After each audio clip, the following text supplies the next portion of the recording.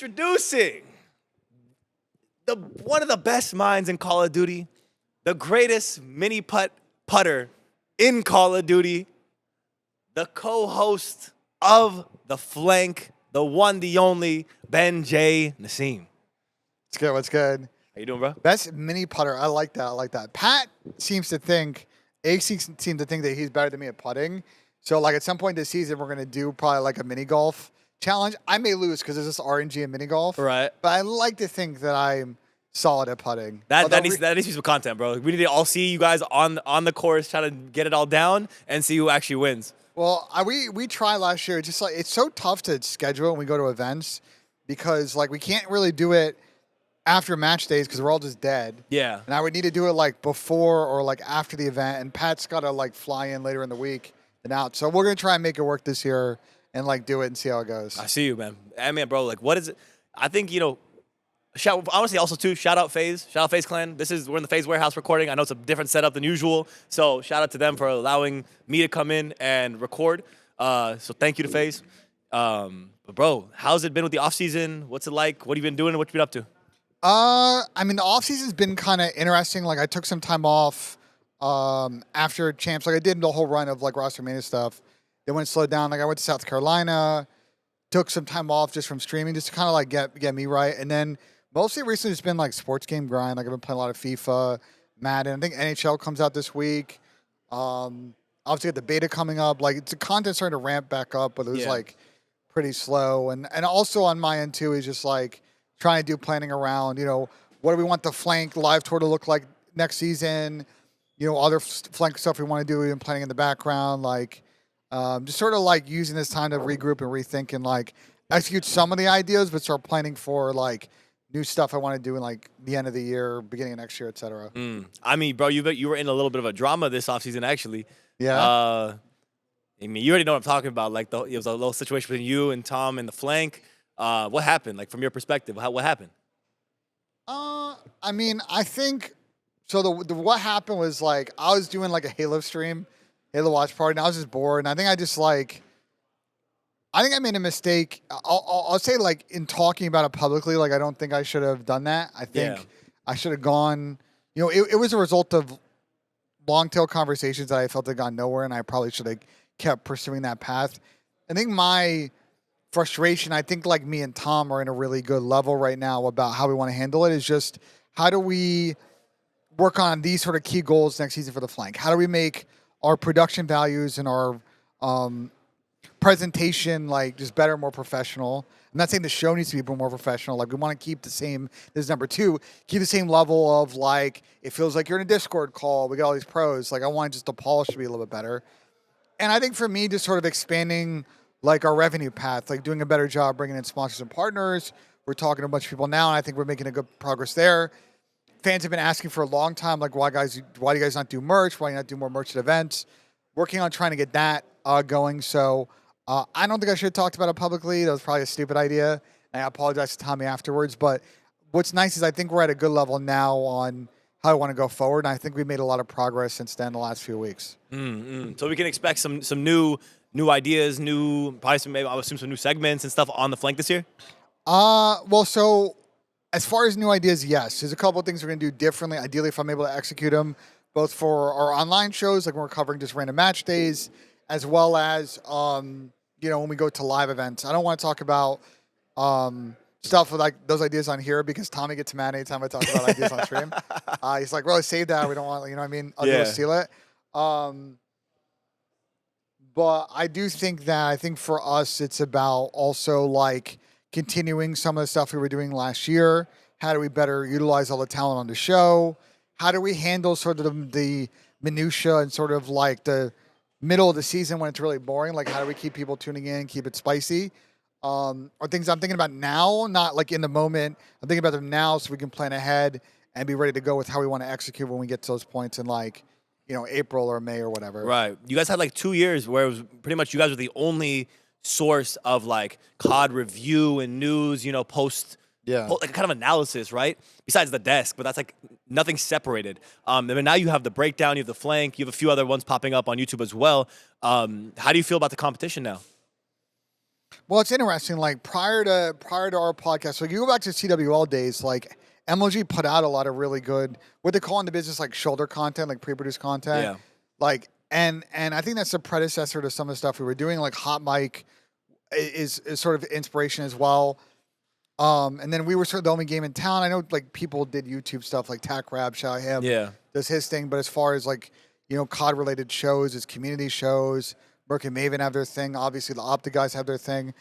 I think, as much as people want them to be competition, and yes, we're all sort of covering the same news and ideas, I think our show is different. Like, I don't think we want to ever get in the business of making a like very segmented, structured podcast. There's this weird community sentiment that like that's what I'm trying to do, and like I'm not. Like to me, the best advice that I ever got was actually from someone on OpTic. It was from Hector, and Hector's advice is just like just keep it with that sort of Discord TeamSpeak feel. Like that's the best like resource we have, and I don't think we're ever going to stray from it. Like there are times where we're going to go off the rails on the show. There are times where we're going to talk smack about someone, and then they're in Twitch chat, and they're like, get me in the call. Yeah, like we've done that with yeah. Doug this year. Like we've done that with Scrap this year. Like I want that sort of spontaneity to always be like a core piece of what we're doing in the show. So it's good to see that people are creating content. It's good to see that like, shout out Seth and Zin, like they're doing their own thing, like creating a show. I think like more people propagating storylines and discourse around Call of Duty, like that content space is always very good. And how we navigate in that place. I'm always excited to sort of, accomplish that and do what we need to do. Yeah, I mean, going back a little bit too to like the two sides of the breakdown the flank and even your little drama that happened. Do you ever like feel a little, I don't know, the narratives that happen in Call of Duty, they happen all the time. Do you ever feel like a little bit like fully attacked? Do you feel like you ever want to respond to it and kind of fight back? 'Cause I'm getting flamed in the Reddit. I'm getting attacked hella bad right now. Hold on, let's talk about your situation. Because listen, I first off, I'm like an OG Redditor, bro. Like I want to back up. Like I used to go on this website called Dig back in the day. Were you around when Dig was a thing? Okay, like back you and Jesus himself were back when scrolling on Dig. This is like 2007. Jesus, I was in like high school, 2007. Before Reddit, there was this website called Dig. It was basically like the front page of Reddit. Before Reddit. So they didn't really have the subreddit thing like figured out, like the mini community element that Reddit does really well, like figured out. You just had like this front page and some customization you can do. They had a podcast. Ignation was like a really big podcast back in the day. And then they like had some raises and some ownership changes that kind of killed the site. And then Reddit came in, and Reddit's like, it's like kind of like Dig, but you've got these sort of sub communities. And I think that's why Reddit's really blown up, because it's not just about the default subreddit, it's about whatever you go to and what your interests are. Right. I think the problem that you have in the community with Reddit, and I think is unfair, is one is obviously you got in some like mini beef with things that you said. And, like, yes, some stuff I said on the Reddit. Didn't understand how trolly it was actually. And second is like there are unfortunate people on that subreddit that like will never disconnect you from Lamar, which I think is kind of unfair. Like for me on the Reddit, like I just don't understand the hate for you, because it's like you're trying to create content. I feel like some people on there think that you're just using them for ideas, but like I feel like I look at it the other way. It's like, well, shouldn't you be looking for the community to guide what they want to watch in the show? Like, so I just think the hate you get on there is kind of whack, and I don't know if it's just like salty OpTic fans or like people that just hate your brother, but like I hope it like improves, because I know you're continuing to do the show more. And yeah. I mean, bro, I'll back you up. In the vault, there's like 6 episodes right now. This is the 7th one now, like just sitting there, ready to go. So I'm gonna keep going, gonna keep pushing through it. But it's just it wasn't expected during this journey that was gonna happen. So I appreciate you. Yeah, all good. Give me some words of advice too, even off camera as well. Going into it, bro. I'm actually like, my first interaction with you, like hearing about you, was back in the Columbus apartment days of CWL, when Lamar came back and was telling me like, yeah, there's Ben and Ian and these guys, like, and then that's who's Ben, and I got informed, right? But like, where do you? I feel like a lot of new fans don't know how you got your start in Call of Duty. You've been since 2007. You said like talking about gaming and really interested in this space. So like, where do you originate from in the Call of Duty space? So I've told this story a couple times. All right. So obviously I used to play Call of Duty all the time. I really started playing Call of Duty actually with a group of people I met from like the Rooster Teeth community. They're like Red versus Blue. Yeah. Like I was in the Machinima community before I was in competitive COD. So like growing up, I was playing COD with like my friend Ray. People always get like, it's always hilarious to me that people are like, how do you know all these Rooster Teeth people? It's like, because I used to play Call of Duty with them, like Halo. Like, but so I started with that, and then I got into COD Comp when I moved to Austin. This is like probably 2013. One of my friends, Steven, was just like, yo, there's this like world championship going on for Black Ops 2. Like it's been lit. Like you should watch. This guy Nate Shot, like he's S&D Wizard. So I watched and I was excited because like I was into esports. Like I watched MLG stuff back in the day with Halo. Like back when the Octashade plugin. These are before YouTube, before Twitch. Like, Man, throwing throwbacks out here, bro. Streams are crazy. Like USA Network show. So I was watching COD Comp. I was excited. I didn't really watch regularly until like probably Ghost. Okay. Because I went to X Games Austin and Ghost, and like that was like the first event I had gone to. The first in-person one. Yeah. Oh, that really sparked it in you, I'm sure. Stupid tent in the heat at the race, and I was there in the tent when Proof got that 3-piece, or actually it was the Ace kind of 3-piece kill that he got on Sovereign. I was like, all right, now we're in the mix. I actually went to the after party, like met a bunch of people there. So I was like, I bet. So I started really following the scene then. And then sort of at the tail end of Ghosts, I was watching Clay a lot just on MLG.TV. It just kind of, I don't know, kind of happened. And so like once he got dropped from OpTic, started streaming a bit more. I just started like hanging his chat, started like befriending people. He eventually made me a mod in his chat. At the same time, I was just sort of in my free time, just like, I want to like do something in the scene. There was an old account. It used to be called like COD Intel. I don't know what it was called before OpTic Intel. Do you remember? No. To be honest, there no. was basically this like news Twitter account, and then I think Hector bought it or bought a piece of the ownership, and they rebranded it as like OpTic Intel. And then when they tweet out like, yo, we're looking for like volunteers, help. So I tweeted out, like I responded. My friend Alex, who was actually local, I had no idea at the time, was actually also volunteering for them. Yeah. So she hit me up. She's like, WTF, like, why do you come to me? I'm like, I had no idea you were doing this shit. Right. So her and I basically ran a social account for OpTic Intel for about a year. Okay. It was a good group of people. Like just volunteering on your free time. Yeah, that's right? where I met like Aaron. That's where I met like Davis for the first time. Osbo, like my friend DJ. Like there were a bunch of people that I'm still friends with now that I met at OpTic Intel. Right. So combo that and the Clay mod stuff. Like throughout AW, I was either like hanging on Clay chat all the time, or I was just like, can I just like, just like going to events for OpTic Intel, just like covering stuff. Sorry, Gursh is distracting me, texting me while I'm doing it's a all podcast. good. Shout out Gursh, man. Gursh made this happen. Ask me to like so crow shout out Gursh. retweet stuff while I'm on a podcast. So we'll get to it later. Okay, and so I go to AW Champs, met Clay's family for the first time. Great people. Have you ever met Clay's mom and brothers? I don't think I've met his family. No, I've met his girlfriend, but I've never met his family. But like they're great people. So I really got like became friends with them that year. OpTic Intel started to kind of like die once Davis joined OpTic because he had to start working on Vision and a bunch of other stuff. Right. And like I just kind of saw the tea leaves that it was sort of kind of like that it was going to kind of go in that direction. So I was like trying to pivot to something. There's actually an email. I could find it. It's like your infamous email. No, so I emailed Hector. Hold on, let me see if we can find this email. I basically decided, you know what? Because like I had met Hector a couple times, going to like back in the day, if you went to like a UMG Dallas, there were like 200 people there, so you could just talk to anyone. You know what I mean? Yeah. I mean, even now you could kind of talk to anyone, but like it's not as easy as it was back in the day. Yeah, now it's like arena shows, but back then it was like, Bro, that shove. The comparison is like if you went to an MLB game. This is the OG from 2016. If you went to MLB game and you saw like the people you just watched just walking through the stadium, you could just walk up to them and say, "What's up?" Like you just saw them compete, and you just back in the day, like there was a lot of like standing around, so you could just talk to whatever pro you wanted. Now it's like arena shows and people go to the warm-up room, so it's not like that. So I'm showing Ace. So I like at some point in the summer of 2016, I like email Hector. I'm like, "Yo, I'll run the Twitter account." What did I say? I was running for? It's in the Bro, he wrote 2 words. You wrote a goddamn essay back to him. Yeah, I wrote him a. You know what I mean? Well, I mean, listen, a lot like You got to show the passion, bro. Yeah. It's about the passion. I think I said I would run it for like $1,000 a month or something. And Hector That's declined. probably a lot back in the day, to be honest. Hector declined. So after AW ends,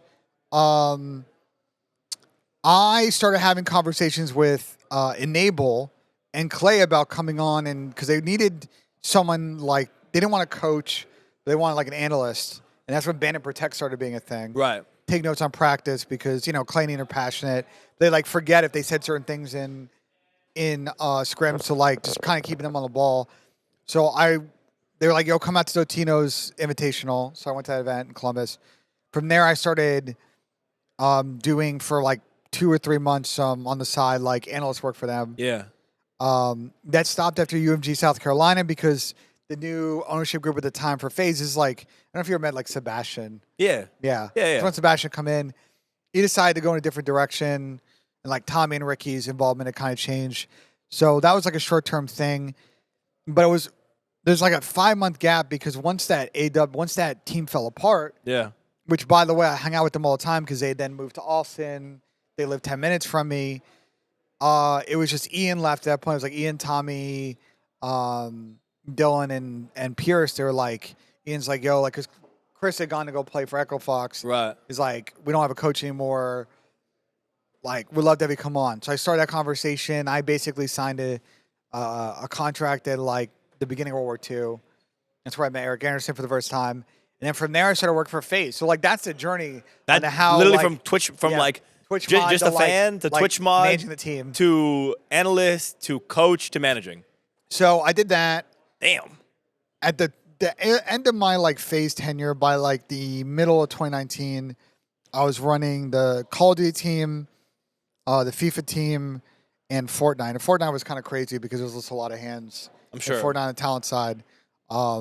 And this is Fortnite at its peak too, so like it's probably insane. Bro, when the roster was like 20 people. Yeah, like, it's probably crazy. just absolute insanity. It was a lot of shit. So like, so that's how I like got in it. And talking with the appointments, the apartment piece, like, yeah, I mean, back in World War II, like I used to go with them for the 2-week stints. Like I'd stay at the apartment, like drive them around, like I'd cook food at night. Bro, they used to say like you were no bullshit like the team dad.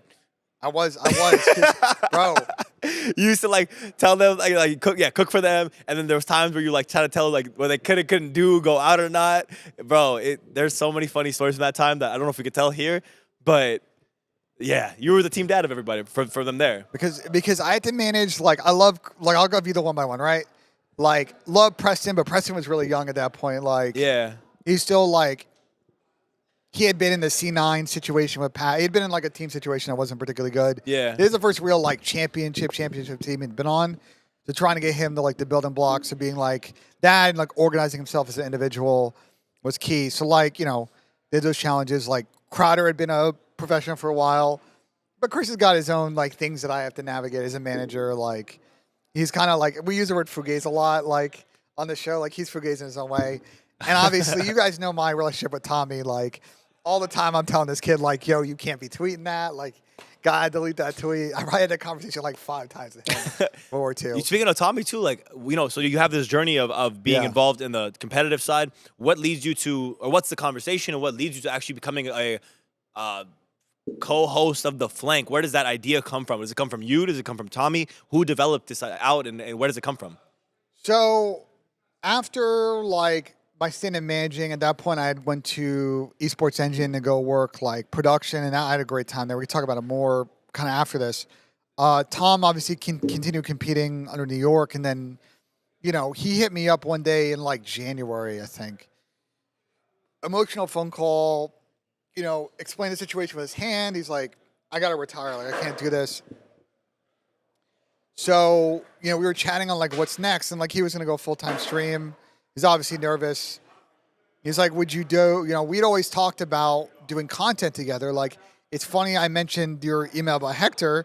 You can look it up. There's a Hector tweet from like probably like 2018 of like, I would pay money to develop a show around ZooMaa and Ben.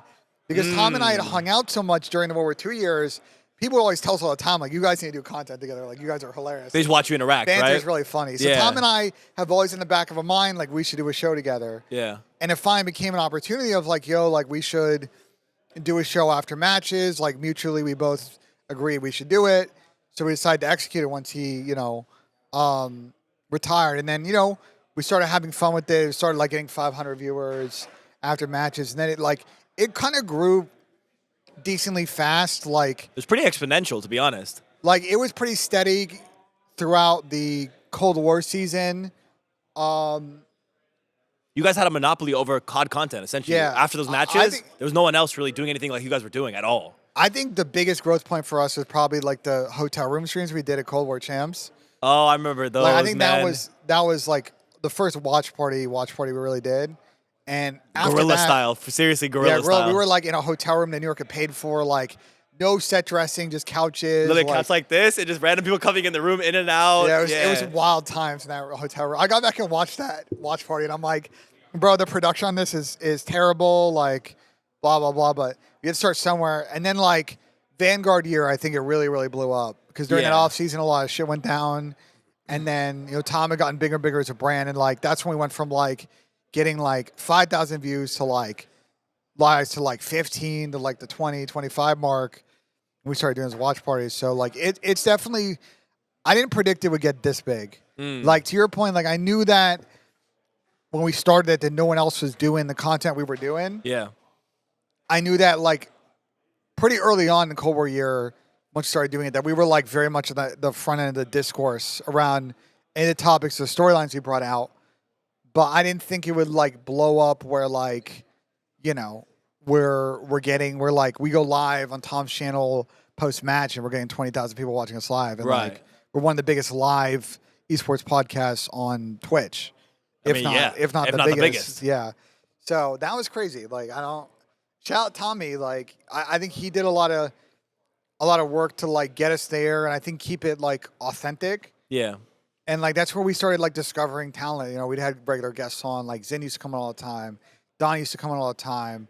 Like we started getting Pat on, we started getting Chris on, and that's how we started developing like our roster and how you get to the situation we have now with the talent we have. Yeah, how do you feel about the dynamic that you guys present? What does each person bring that makes it work so well? I mean, for me, like I kind of come at it from like a very sort of non-player GM executive approach. Like I don't like to sweat the short term a lot, but like I will on the show. I feel like I have good instincts on when a team's gonna hit a valley and knock it out, and like love that the like out of the box like problem solving conversation.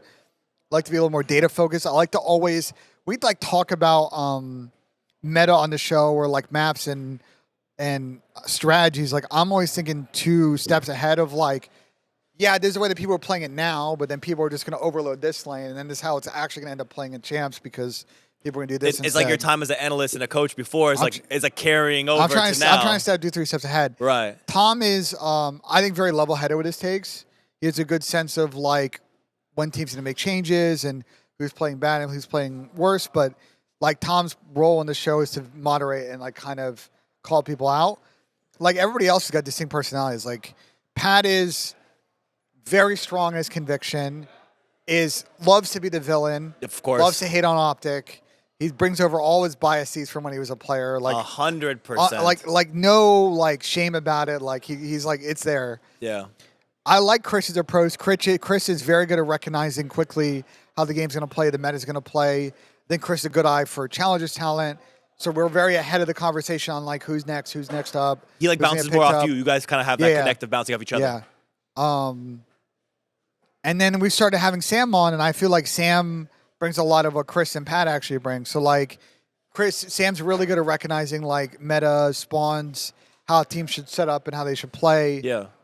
But Sam is not afraid, and I think all of our talent is not afraid to call people out on when they're playing terrible. I think that's our biggest thing is like we don't sugarcoat things on the show. We don't baby people.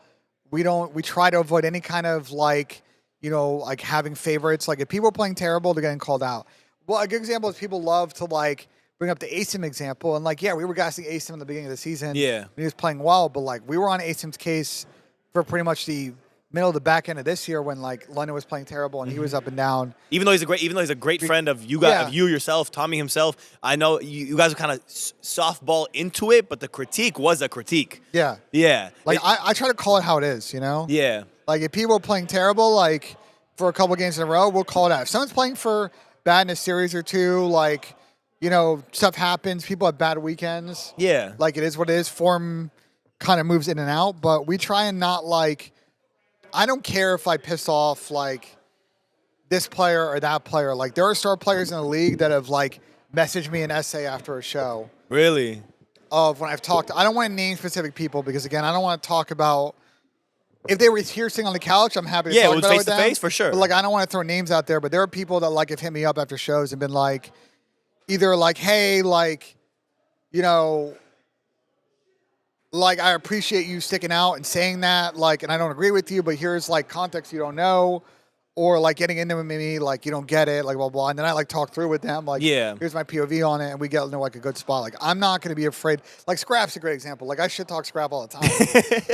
Like I think it's fair to Why criticize. you hate the kid, man? Wait, Listen, I think Scrap is talented, but I think it's fair to criticize that in big moments this year, like Toronto has as a team wilted. Like they wilted at Boston, and like they figured it out. Like they figured it out at Dallas. yeah. But like at champs this year, like they laid a massive goose on Sunday.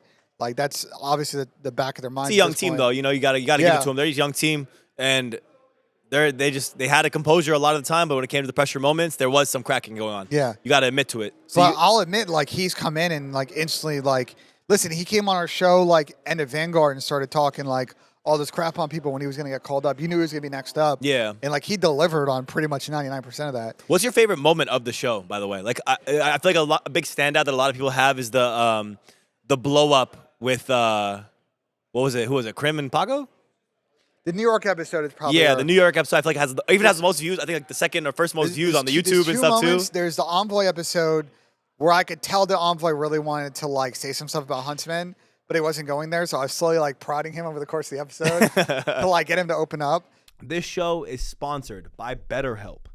The holidays are easy for some, but not easy for others. Stress, anxiety, loneliness, feelings of despair. It's tough out here. The pressure is immense, but there's relief. Talk to somebody with BetterHelp. Online from the convenience of your own home. Take a quick online questionnaire and get matched up to a licensed therapist that's catered exactly to your needs. Find the bright spot this season with BetterHelp. Visit BetterHelp.com/breakingpoint today to get 10% off your first month. That's BetterHelp. HELP.com/breakingpoint. Thanks, guys. And the New York episode, because I think actually we ended up really helping like all those people like move on from that situation. They needed that moment to let it all out, basically. Like if it wasn't publicly, like we could have done it like in private, but like we let them. I think it was almost like therapeutic for them to kind of like talk through all that situation. Like, yeah, sometimes that's a really stupid things. Like I've talked to Javed about it afterwards. Like Javed shouldn't have like come in and said what he said, but like that was a great episode. We were able to sort of like guide it as a group to where it needed to go. So do you like? Are you like? But those are the best. Those are unstructured episodes. Those are not the episodes where we're just like breaking down a match. I love those. But like when we're able to just kind of shoot the breeze with like whoever comes on, just kind of go where it goes. Like that's the kind of content we always want to. I mean, the drama always brings the eyes, bro. It's not about that though. It's just I just think for me as a host and a co-host, like I just find that content the most fun to be a part of. Sure, of course, yeah. Yeah, it's great. Not to cut you off, apologies, but like you know, the New York episode is flashy and it's drama and all that, but like it was a really good organic conversation, and we didn't like. I didn't sit down with 15 questions before that episode. Right. We were just rolling with the punches, trying. As an interviewer, I'm trying to figure out how to get the best out of them in their answers. But that's the best part of the show is like you never know who's going to come on, you never know what we're going to talk about, you never know who's going to be a guest. Like that's the quality of the show that like is key and center in our growth, and I want to make sure we never get away from that. Yeah. Speaking on like some of the drama of this offseason and stuff too. You know, you have a new OpTic roster, a new FaZe roster. We have probably seen some of your takes on the flank, but I just wanted to see what you thought of the new OpTic roster and what you think that was going to happen with them. You know, I've been pretty clear with OpTic that I'll look into this camera while I say that. it's like I'm doing a Sports Center segment. Yeah. Sports Center segment. My thing with OpTic is this: they've had some great teams over the years, great players, all-time Call of Duty players, but the OpTic, and I'm talking like the Frisco HecZ, even though the HecZ is closing now, camp, right, when they went to Huntsman and then OpTic Chicago, now here. Because I'm not talking about Empire, I'm not talking about OpTic LA. They have been pretty much, like at Champs, a non-factor since they won an IW. Yeah. Like, think through all the Champs since then. World War II didn't make it to the weekend. Black Ops 4 didn't make it to the weekend. Modern Warfare 2019, they were solid. But Huntsman wasn't beaten at the end of that year. They weren't beating Dallas or FaZe in a match online at that Champs. Yeah. Cold War didn't make it to the weekend, I believe, right? Yeah, they didn't make it. They didn't close out the weekend. No.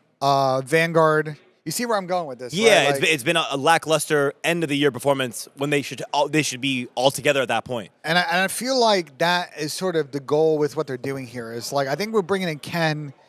Is like they have struggled now throughout all these years to get out of the valley of a team. Like when you get every team gets to a point where you're struggling, and the good teams, and this is why Atlanta FaZe I think will go down as one of the greatest teams of all time. What that camp is so good at doing is when they suck, they're really good at getting to an ability to not suck Quickly. in a couple weeks. Yeah, fairly quickly. Like see, Cold War is a great example. Like they got dumpstered at Major 5. Well, you know what happened next event? Yeah, Is slammed. They slammed. And they battled with Toronto in that grand finals, but they end up winning champs. Yeah. I think OpTic's had that difficulty. Now I'll give OpTic credit last year when the Scump retirement situation was going down, all the drama with their team stuff. They navigated that well and got to a good level with bringing in Kyler, with bringing in Dan, but it didn't net them in a win. They had a couple of seconds, and then they mega fell off at the end. Like they were terrible, didn't win a map. We're getting smoked in scrims at Toronto. And then at Champs again this year, they were like, decent. An afterthought. They were decent, but like, whatever. They weren't one of the teams making it deep. So is this roster move? If you had to grade it, an A to an F, what would you? The move of AG and Ken, Pred and Ken, what would you rate that as from a grade rating? The AG move is an A+. I think he's a centerpiece of their team for a long time. I think if him and Ant can figure out how to have the right chemistry as a sub duo on like how they exert pressure on the map, how they influence different lanes, how they play off each other. Yeah. Frontline pinches, communication. Like they're a sub duo that will stack up there potentially with the Terrors with just long-term viability and consistency of results. Yeah. I like the Ken pickup because what the OpTic camp lacks is I think really good long-term problem solving and like really running practice effectively. I think OpTic has, for a number of years, been one of the worst teams when it comes to practice, whether they're chalk and scrims, whether they're only playing on their own host. Late to scrims, yeah. Like just having bad practice ethics. And I know they've talked about it. They've gotten a lot better at it this year. But I think Ken is going to come in and like be like zero tolerance about that shit. Yeah, Ken is, you don't hear from him much, but he's a cerebral guy, and he's very straightforward with how he talks about things. Ken has learned from the best on that. Like he's learned from Crowder. He's learned from Austin, Lamar on like how to just like be like that kind of guy when it comes to practice. Practice is the most important part as a team. If you're not doing your practice correctly, like if you're not trying in practice, like you might win an event, you might get lucky, you pull up on a weekend and it's all frying, but like you're not going to be consistently good. Right. I think the biggest X factor in that team to me is Brandon Dashy. I think Dashy has been a long time since any team he's been on has really won, which is an unfortunate thing considering how good of a talent he is. I think if he plays well this year, they will be a top 2 team. I think if he doesn't play well, they will falter and be the same thing again. Yeah. So it's unfortunate though. But so to answer your question about Ken, I think the Ken move is probably like an A-. I think the time will really dictate on how that move is because Ken's coming in and is kind of going to play like third fiddle on that team. And so when you get in that situation, depending on your team system, either it's super hectic and you're going to play inconsistent because there's just chaos on the map and you're doing your best, or it's all going to fall into place and like he's going to be able to bring out the best qualities in him as a player. Right. So I think time will tell, and he'll also at some point get scapegoated by the fans because that's how it goes. I agree with you though. This team's successes and failures are like kind of Dashy's the biggest X factor in the team. Yeah. As it was with New York this year with I think like Priesta as to why they were really good. I think like when they're playing their best, it's going to be when like Brandon is able to be like impactful. I'm not talking about kills because Brandon get his kills. He's gonna get kills every time, basically. I'm saying so. as a teammate and like getting better every day and like being almost like a quasi secondary leader on this team. Like I think that's super important. Otherwise, to your point, like they've got all this talent, but for OpTic, like being the fourth best team, the third best team in a year is like not good enough. Yeah, they've had that for 6 years now, and like if it happens again, like need to have a real conversation about like why is this group continuously failing at like. You have a great head-to-head record of recent years against Atlanta FaZe, but you've won the same number of events as they have over 2 years. They've been to Champs Grand Finals more than you have. Like, and they have better average placings than you. Way better average placings, average money than you have. Like, would you rather take their situation or your situation? Speaking on them too, I mean, what about their Drazah pickup? What's your rating on that? What's your grade on that? What's your thoughts? So, the big things for FaZe this year is I love MC. MC's my duo. Yeah.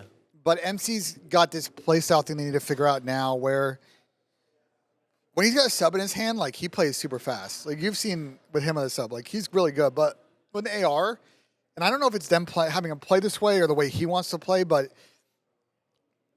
him and Austin just have too similar of a playstyle on the map. And I think it was a huge problem last year. I think if you watch them play Control, I think it's a good reason why their Control was fucking terrible last year.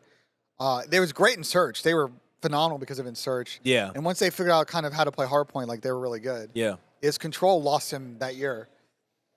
So I think putting MC in the right role, making sure that Simp is more comfortable because he had an off year, and I don't think that's an individual skill thing because of the AR issue. Like he was just stuck in this quasi weird hybrid role and was never able to be comfortable. Yeah. So I think Drazah coming in makes all the roles work. So I love the move. I love the intensity. They're going to still be like probably the best team in S&D in the league. I'm a little worried about their communication is the biggest thing because if you watch Thieves play, like Drazah isn't like a motor mouth all the time. He's energetic, but is he calling out everything? Not exactly. Yeah, he's very energetic on the map. He's definitely getting the kills he needs and making an impact. But is he the leader in terms of in-game leader? I wouldn't say so. I think MC or Simp has to step up this year in their communication and be more of a leader presence in game. If they can do that and shot call well, like they will be another team that's making it to every Sunday for the most part. That's a big claim. Well, I mean, they were doing How would you grade it though? They were doing it in Cold War with Alec, and that was clearly an issue. They were doing it last year, but like whether or not they can convert that into like multiple event wins and a champs win remains to be seen. I like the move for Drazah, but if they can get over this communication thing, which I think is going to be their biggest problem, like they will be the team that nobody ever wants to play. I mean, if those three I could be the fourth guy on the team, and people would still be like, "That's the team I don't want to play." I could be running a sub, an AR. I could be running around with a knife, and you still wouldn't want to play that Atlanta FaZe team if I was playing the fourth guy on the controller. You know what I'm saying? They're that good. But I think with Drazah, personally, with me, I think it's an A+ move. Personally, I think it's an A+ move. It solves a lot of their problems. I think having a guy come in that they all really fully believe in and his skill set is going to be really good, especially because sliding is back too. Drazah's a demon, snaking demon. It's all going to work out, I think, in my mind perfectly. So what are your individual plans for your full-time content, your future plans, considering the flank is there? Of course, we know you from there, and a lot of people watch that. But for individually, what should we expect from Ben J on are we getting putting streams? What are we getting? So I've been trying to expand the individual content I do a little bit more.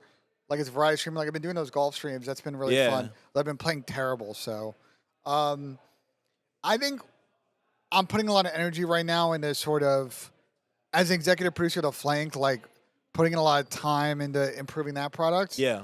I think one thing you'll start to see us do this year is experiment a little bit more about how we deploy the talent on the show. You may not see everybody on every episode because we do so much content anyway. Just trying to find the best combinations and when to have everybody on the show, when to only have some people on the show. Depending on if it's a good match or bad matches, and it's kind of like that. Yeah, you may see some episodes where we're doing some off COD stuff or interviews where it may just be me and Tommy. Oh, okay. We might have some episodes where it's a banger match if we want to get the full talent lineup on. From my perspective, I don't know if every episode is going to have the full roster on it. So part of that is people have day jobs. Pat has got a video game that's coming out soon. Yeah. Find it. And Shout out. then- Yeah, yeah, shout out shout Pat. out- Check out shout out Find if Pat. you haven't checked out that game. So like Friday episodes were always tough with him because like he's working, he's not really watching. But we love to have him on Sundays and Saturdays. So Tom and I have talked about like how do we work with Pat? Like he may miss a couple of episodes. He already misses the first day of matches anyway, live events. I would love to do more like challenger stuff. Like how do we start working that in a little bit more? Yeah. The watch parties we do for the elites are great. How do we kind of expand that more into the flank side with the platform? Tom loves doing tournaments. Like, how do we do more flank invitational tournaments? We did one last year. Trying to talk to Activision again about running another one. Kind of seeing what we can do. I'm trying to really spin up more like merchandise around the flank. People ask us all the time, like, can I get those lens shirts, the Flank World Tour shirts? We're working on it. Yeah, I saw you guys were getting a lot of attention and people really a big interest in you guys' merch stuff. I forgot it was at the Dallas Major last year. You guys put out your first kind of like editions of things, and people were loving it. You guys definitely need to get that merch stuff going crazy. We had a collab I know recently with a statement of right. Yeah. How did that do? Did it well? As far as I've talked, Why aren't you wearing the shirt? Hey, by the way, why aren't you wearing the shirt? Why aren't you repping? Wearing some goddamn crocodile riding a unicycle shirt? I haven't gotten the merch yet. Hey man, I don't know what company this is, but you're rocking the wrong merch right now, baby. Lacoste Netflix. Netflix. Shout out Lacoste Netflix. He's not wearing the flank stuff. What a dude. Nah, you're a hater of your own stuff right now, bro. Bro. But real talk though, we're gonna have obviously that collab is really cool. Yeah. I think a lot of our feedback we've gotten from that is really nice that we're gonna use for future drops. For sure. Maybe with Dylan, I don't know, but we want to do what I would love to do with the flank this year. What I'm working on is getting more always available stuff out there. Like essentials almost, right? Yeah, we are going to talk to, I don't know what the schedule looks like for next season, but as soon as I know, we're going to talk to like most of the teams and be like, yo, do you want to collab on merch? Like all that stuff. And then one thing I would love to do is just like, there were catchphrases and things that we would say to start to like become memes on the show. Yeah. Like I'd love to turn around merch quickly. Like Pat did the blow it up thing. Yeah. Like I love what Barstool does. Like, on Part of My Take or on Dave's podcast, like a meme will start. They instantly have a show or like a piece of merch up like the next day or the day after for pre-order. Like I love to start expanding that so people can like support our show. Yeah, and catch the wave as soon as it starts going. Yeah, because we were just experimenting with merch this year. We were just like, we'll do these drops, like we did the stuff at Dallas, but like that stuff takes a lot of planning. Yeah, like, for it's sure. not easy. Someone's got to do the art. We got to approve designs, deal with the logistics. All while you guys are planning the shows and Yeah. Tommy's streaming and everything else XYZ is happening. But we also like when it comes with having a storefront, which comes with having A storefront? online storefront. Oh, I was like, it comes with having like a landing, like a splash page for the show. Like there's a lot of pieces that go into that whole for sure. strategy. Yeah, for sure. So we have Twitter questions. I'm gonna say who they're from, and Ben is going to answer them exquisitely. Hold up, I need to tell you something. Skip the stress and meal prepping with Factor. Choose from 35 plus weekly flavor-packed, fresh, never frozen meals that support a healthy lifestyle and are custom to your dietary preferences, all delivered right to your door and ready in less than 2 minutes.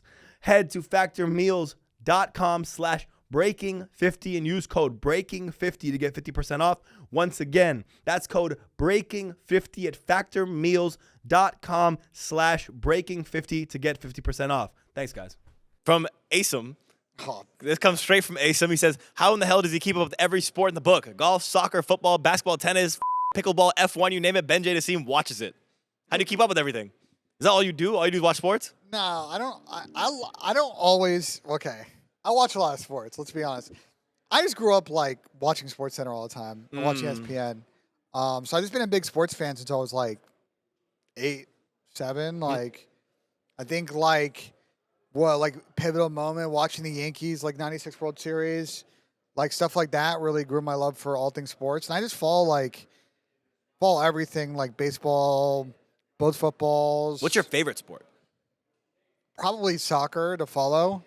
Wow. It's just because it's all year round. Like there's really no dry periods of like football. Like You can find some league somewhere that's doing something. if like European football is obviously like the best thing to follow, highest level. Yeah. Like when that's not going on, you've got like You've got like the international games or summer tournaments going on. Yeah. Then you get friendly season. So like it really never stops, to be honest. Okay.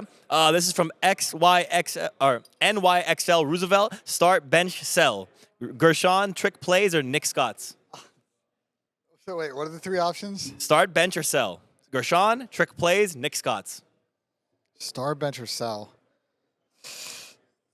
Who's your starting player?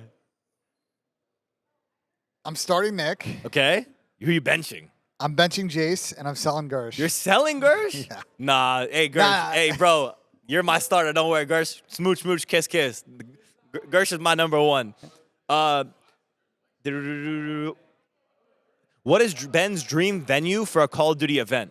Ooh, dream venue. If we're talking North America, probably like Madison Square Garden. Okay. Like MSG just hits. You know? That would be insane. It's Yeah, just it's like, I'm a iconic. sports fan. That's just the mecca.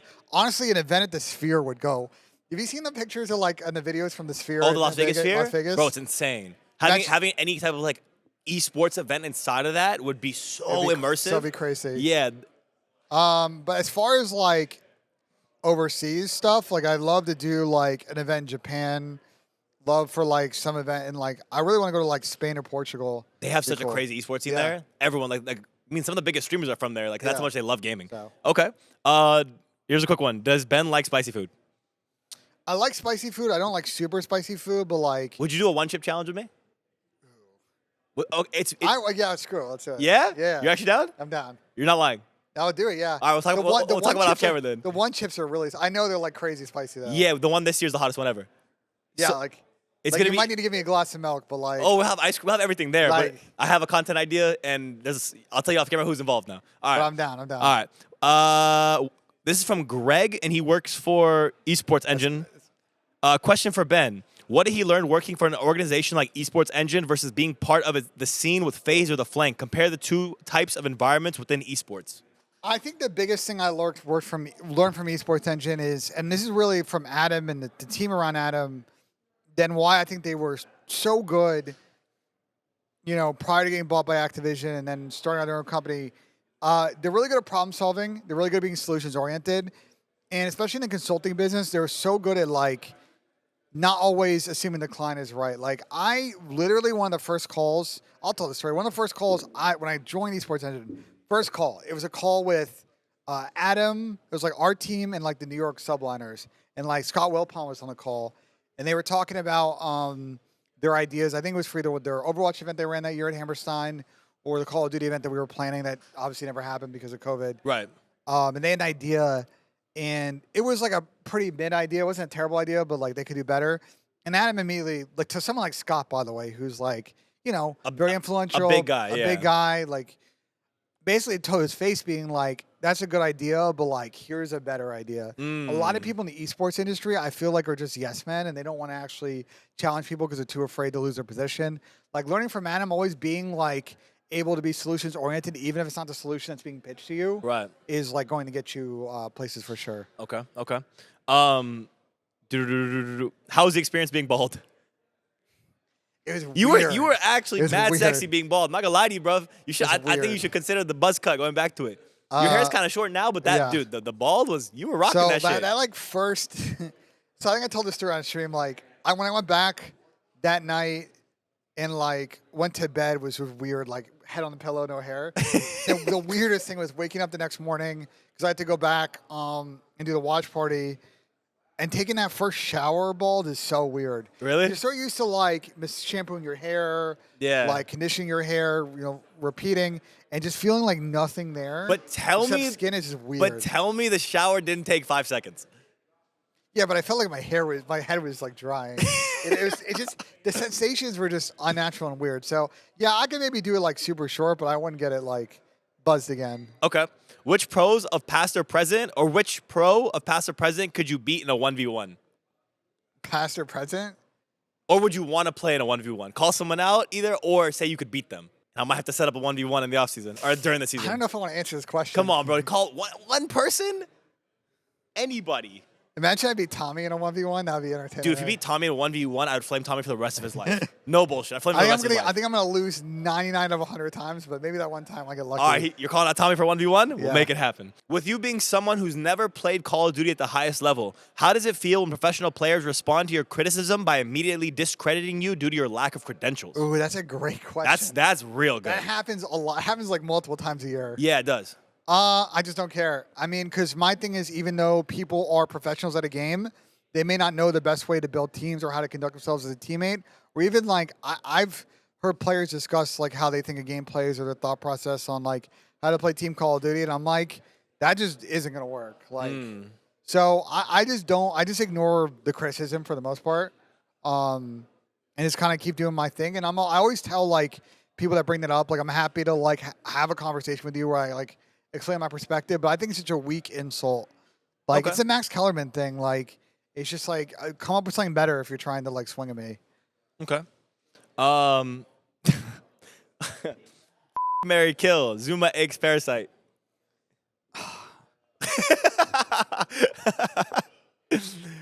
I'm fucking Pat. Jesus. I'm fucking Pat. I'm Pat. I'm marrying Tom because he's my duo. And I'm sorry, Chris, but you're the one. Yeah, he's got to go? Yeah. Okay. Okay. Those are the Twitter questions for now. We're going to hop over to Reddit because we have basically 5 minutes to get through all these. So we're going to go and get this going. What do you think the lower tier teams in the CDL need to be more successful? It can't just be all about talent. There's still a lot of talented players that can be picked up. What is it? Trying and practice. I've heard so many stories of teams that you knew were struggling last year, this year, the year before, 2019 MW, and most of those teams either had one or two players that just weren't giving 110% every day in practice. Like you look at the elite teams, Toronto and FaZe, I think are the two best examples because they've been good now for pretty much most of the CDL. Those teams have really good practice and work ethic. Right. A lot of other teams that are lower don't compete consistently.